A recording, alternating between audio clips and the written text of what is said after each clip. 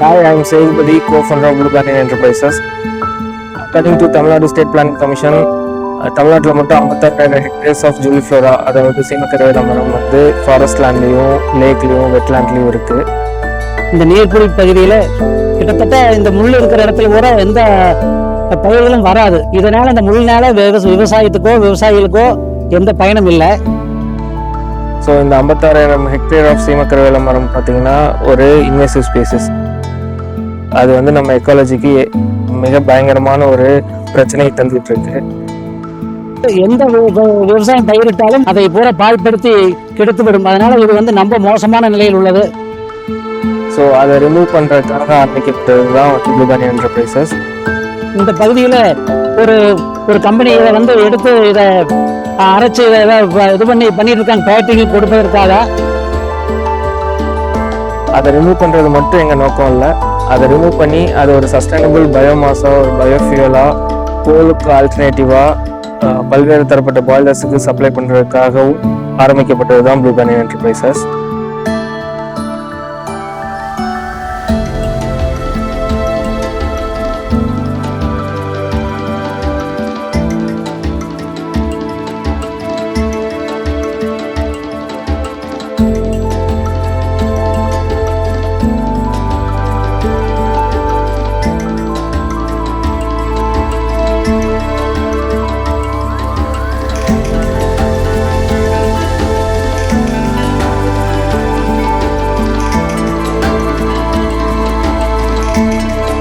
கண்டிப்பாக எங்கிருந்தாலும் இது அழித்தாக வேண்டும் என்பது எங்கள் விவசாயிகளுடைய ஒரு கடமையாக உள்ளது.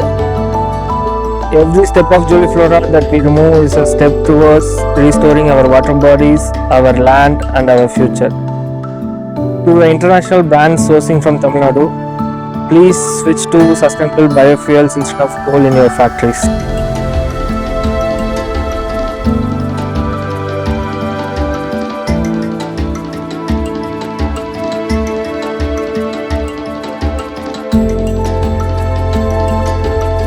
To our government, please help us to access and clear the Juliflora infested land legally and responsibly.